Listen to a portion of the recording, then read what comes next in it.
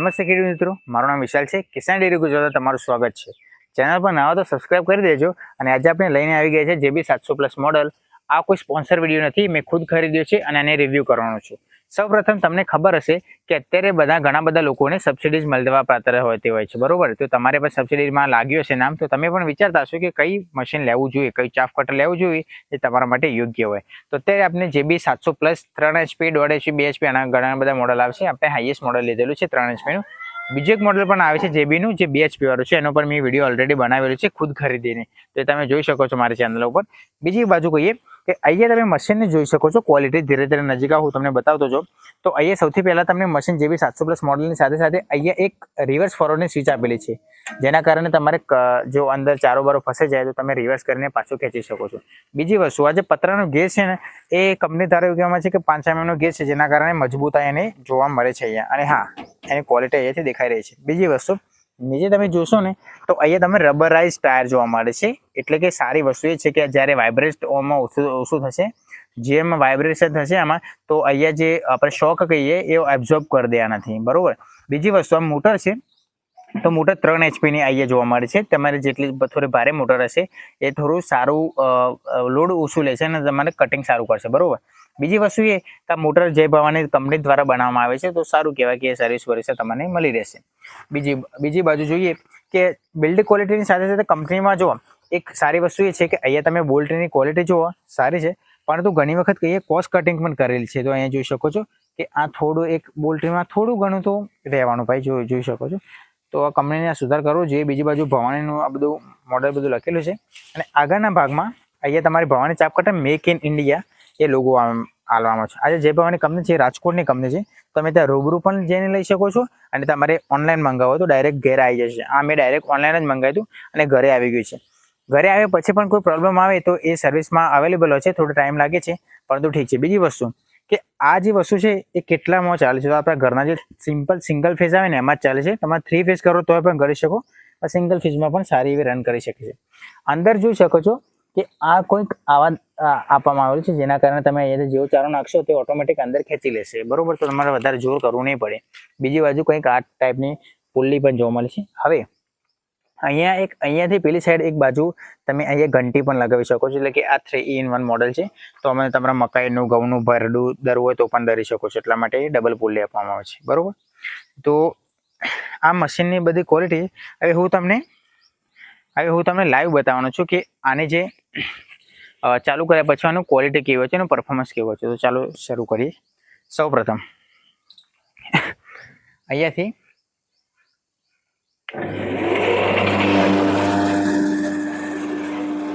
ચાલુ કરી દીધું છે મશીન, અને અહીંયા એક હું 4 નો ભારો લઉં છું.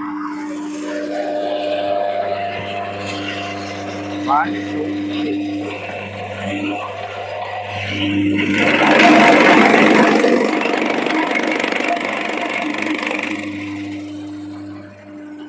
તો તમે જોયું, એ જેવું હું અંદર ખાલી મેકતો જતો ને તરત જ અંદર ખેંચી લેતો હતું.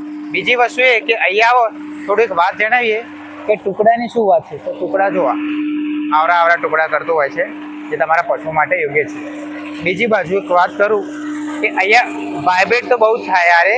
આ જોઈ શકો છો, આ પતરું જો પકડી રાખું તો વાઇબ્રેટ ઓછું થાય, પણ જો ના પકડું તો વાઇબ્રેટનો અવાજ તો આવે જ છે. બીજી વસ્તુ હજી થોડું નાખી જોઈએ આપણે, જે થોડા જાડા પ્રમાણમાં હોય. અને એનો એકવાર ફ્લો જોવો તમે, ફ્લો બતાવો એક સીધું ખેંચી જ લે, તો એમાં કોઈ તકલીફ નથી તમારે. અને જો તમારે લોડ લેતું હોય ને,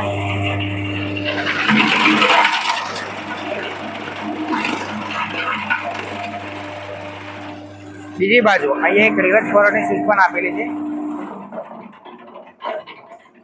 આ તમે જેવું દબાવશો તો અહીંયાથી જ બંધ થઈ જશે, બરોબર? હવે આ આમ ફરતું હતું, હવે એને રિવર્સ કરવું હોય તો આ રિવર્સમાં ફરશે, આ રિવર્સમાં ફરે.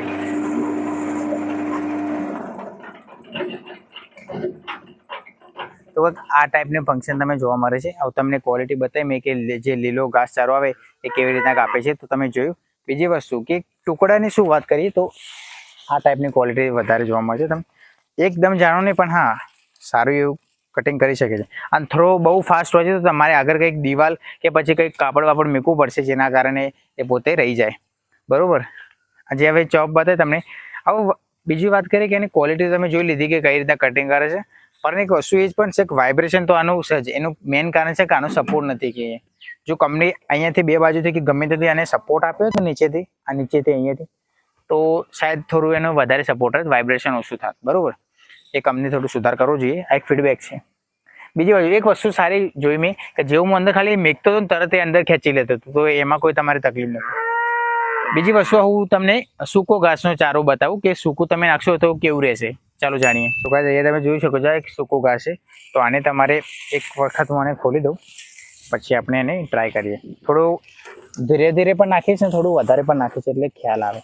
તો આપણે એક મુઠ્ઠીમાં અત્યારે આટલું જોઈ શકો છો, આટલું આવે છે. એક નોર્મલ કહેવાય. તો હવે આપણે એને હું પાછું અહીંયાથી જ ઓન કરી દઉં.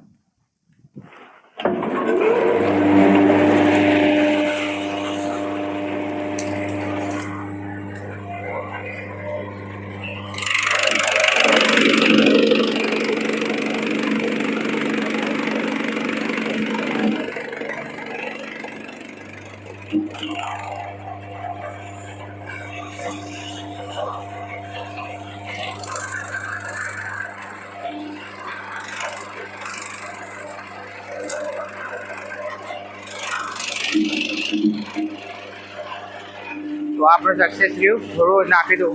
અત્યારે બધું એકી સાથે નાખવાનું છે, જોવાનું છે કે કેવું રહેશે. જોઈએ કે લોટ લઈને બંધ થાય જ ને.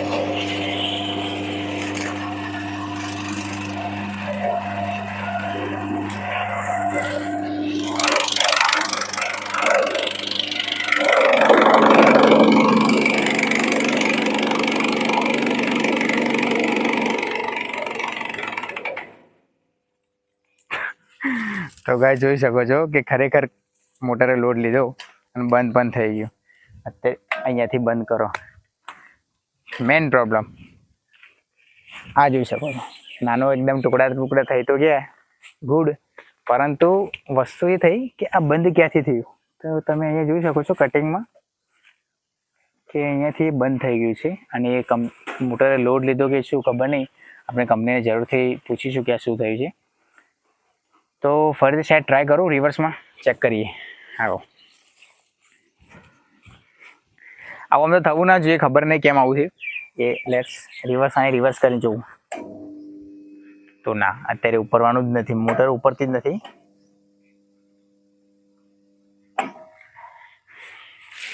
થોડું પાછું કાઢે. ગાઈસ કાઢવું છે, પાછું કાઢવું હોય.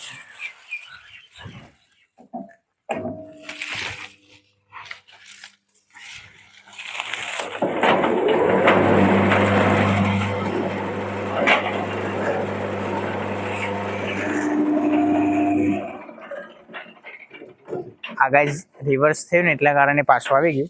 થોડું જોર કરવું પડ્યું, પરંતુ આટલું બધું તમારે અંદરથી ના જઈ શકે. તો ચાલો થોડું ઓછું કરીએ અને પછી આમાં ટ્રાય કરીએ.